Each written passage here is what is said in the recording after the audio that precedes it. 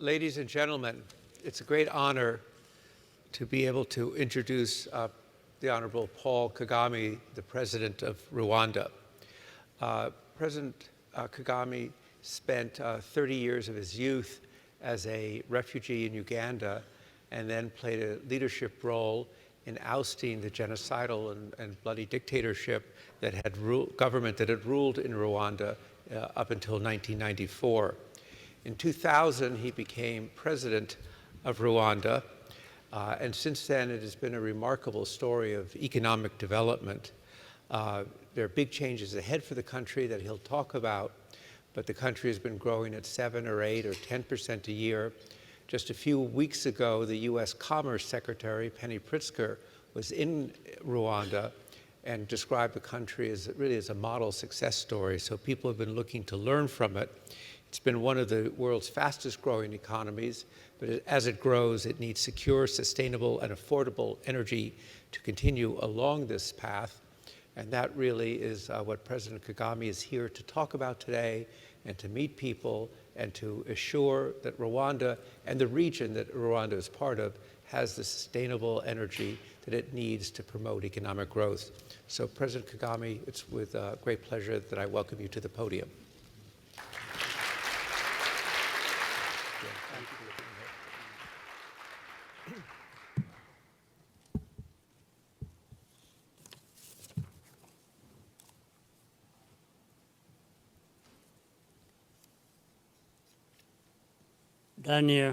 Dr. Daniel Viagin, IHS Vice Chairman, senior officials, business leaders, distinguished ladies and gentlemen.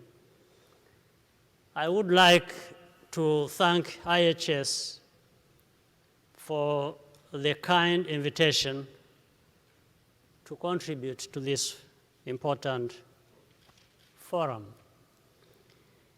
Energy is more than a commodity. It is the lifeblood of the global economy and a pivotal factor in international security. We all have a stake in a dynamic energy industry capable of innovating to offer more affordable, accessible, and sustainable products to the market. Yet, we face a moment of pessimism. The low oil price environment has magnified uncertainty and risk in the energy sector and beyond. The urgency of greater efficiency, smarter technology, and new growth drivers is fully reflected in this year's CERAWeek program. Oil is Rwanda's main import, and in the short term, lower prices are helpful. But if the pace of technological progress slows, as a result, we will be worse off in the long run. Africa is not yet a major factor in discussions about the future of energy. But Africa, and indeed Rwanda, offer strategic opportunities that relate directly to the current environment. First, Africa is set to emerge as a major consumer of energy products in the decades ahead. Africa has the world's youngest population and its fastest growing. As the century progresses, most population growth on our planet will be concentrated in Africa. Africa is urbanizing at a faster pace than any other region and our cities will continue to expand for decades to come. Africa is also much more than an exporter of commodities. Average growth rates have remained among the world's highest, despite the financial crisis and the current price slump. Taken together, these trends mean that Africa will be in a position to help offset the risk associated with uncertain energy demand in the world in the more advanced economies.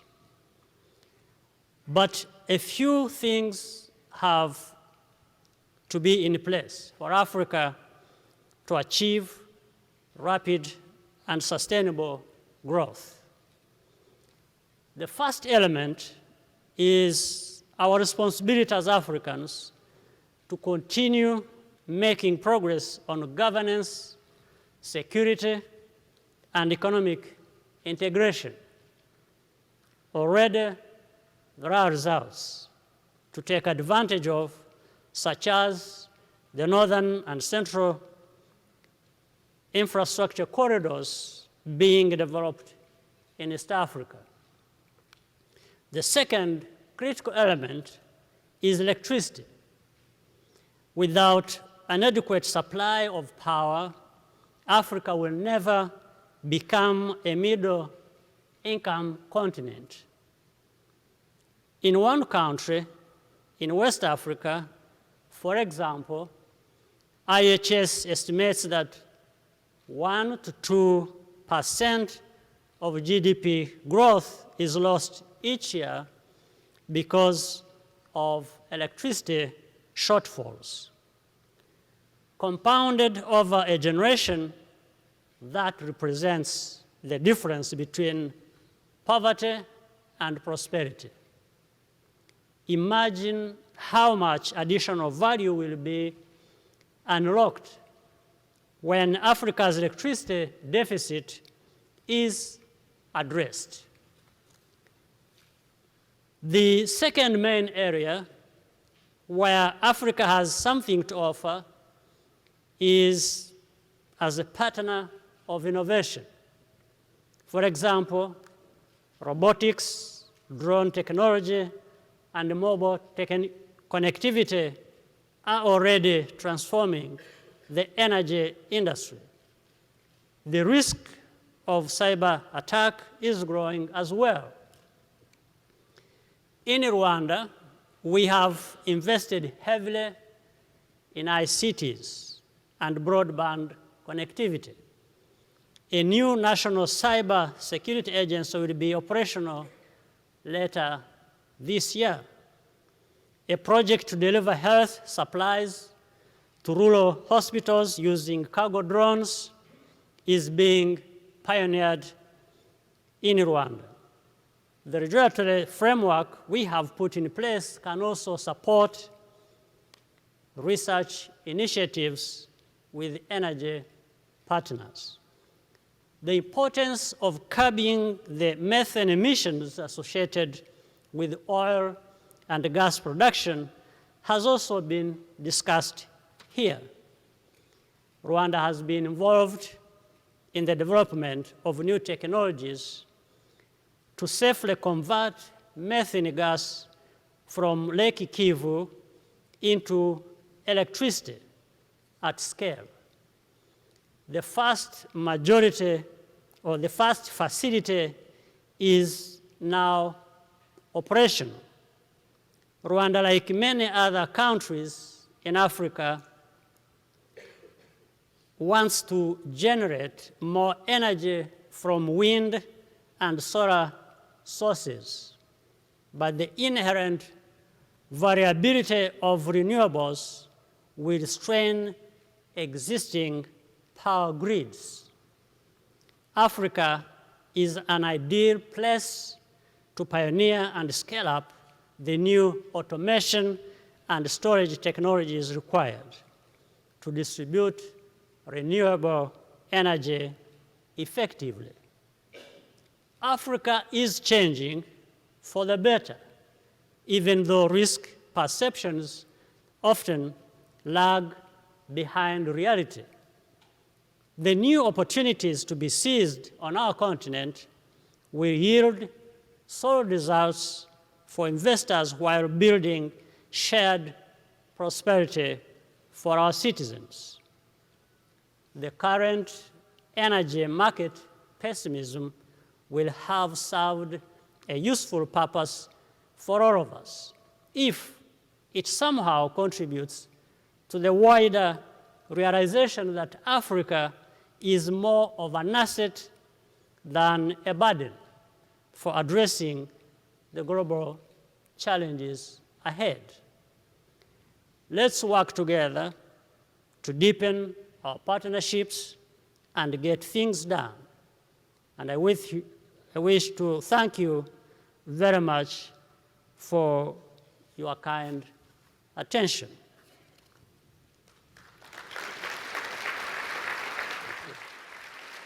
Thank you very much.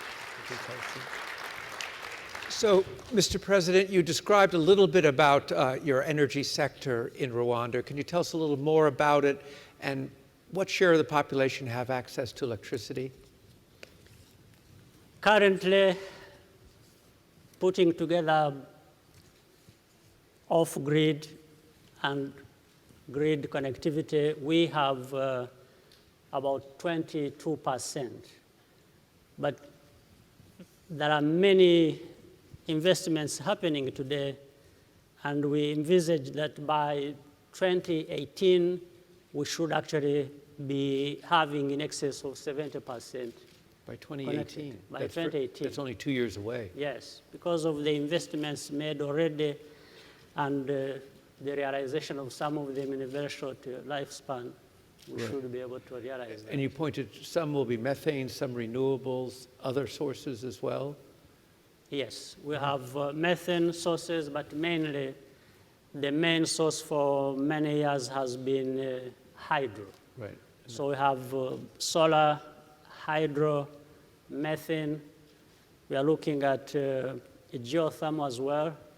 And we also have a project going on, and that will be delivered in a not too distant future, where we are turning peat to power. Right. So we have people like Anita George from the World Bank here, but most of the people here are from the private sector. What do you see as the role of the private sector in energy development in Rwanda, in energy and in the economy in general? Well, let me combine the previous question with this one quickly and show that, first of all, the private sector involvement is absolutely necessary, not only in this power sector, but in the broader economy. And I want to say that this is happening not only in Rwanda, and combining that with the previous question, there are efforts that are national, but we have also made sure that in the integration process where we have an East African community, Rwanda being part of that, there are projects we are developing as a region, and each country is also having projects they are developing at a national level.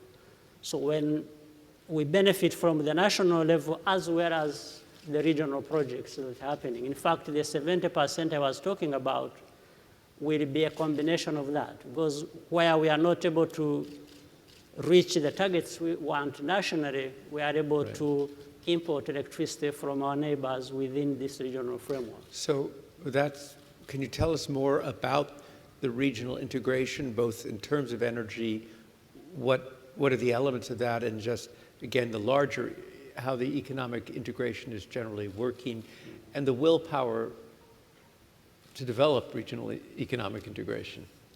There is the willpower to develop that, and we are seeing more integration in our region, the East African community, which has 5 countries, Kenya, Uganda, Tanzania, Rwanda, Burundi, a region of 150 million people. And we are not only carrying out economic broadly integration or political integration, we're also making sure that our infrastructure master plan is served as well within this regional framework. And in fact, we have two corridors in East Africa. One is the Northern Corridor, the other is the Central Corridor. Northern Corridor coming from Kenya, Uganda, Rwanda, and Central Corridor coming to from Tanzania through Rwanda to Uganda as well. So, and there is, we have created within the region a power pool which working together in the form of regional projects.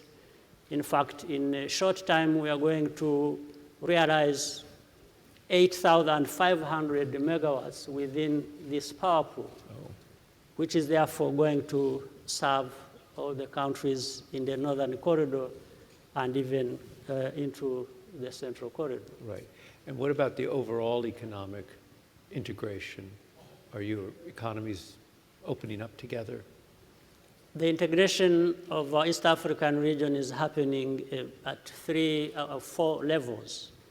One is the customs union which you have created.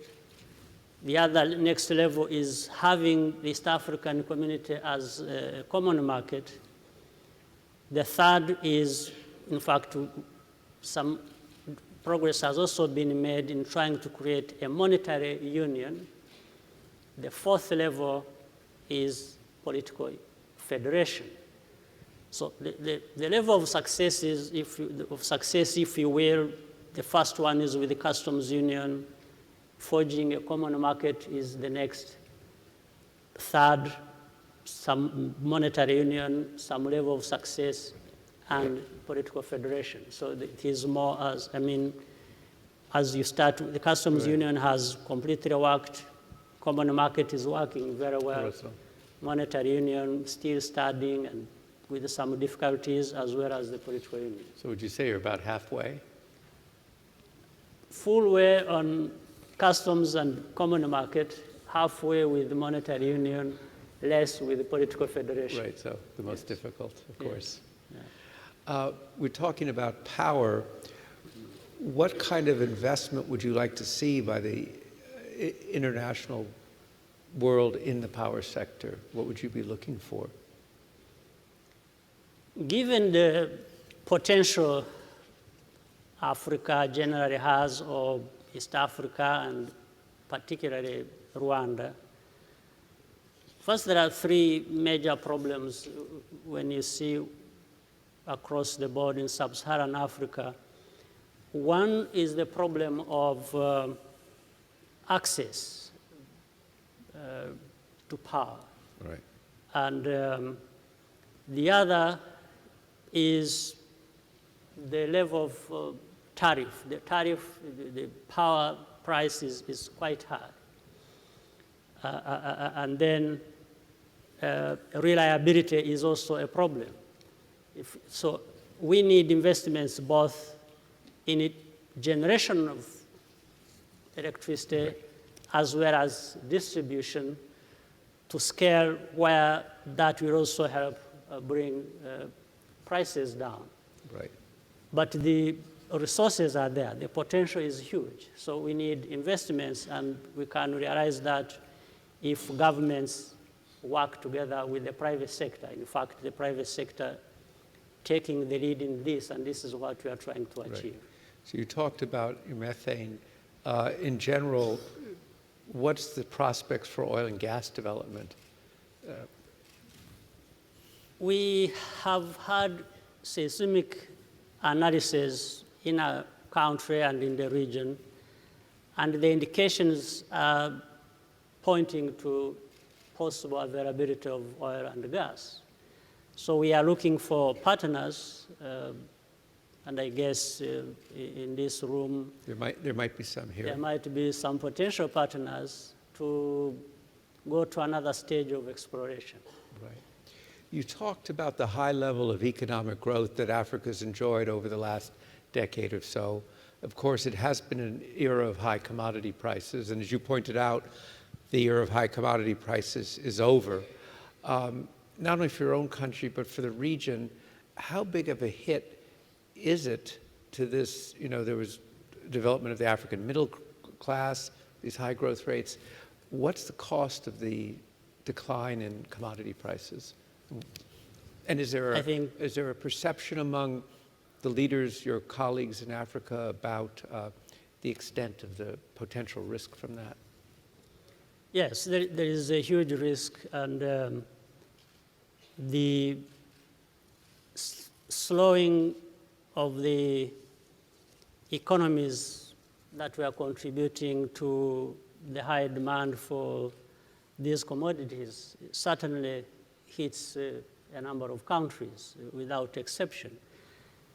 Rwanda, for example, in the area we are a net importer of oil products.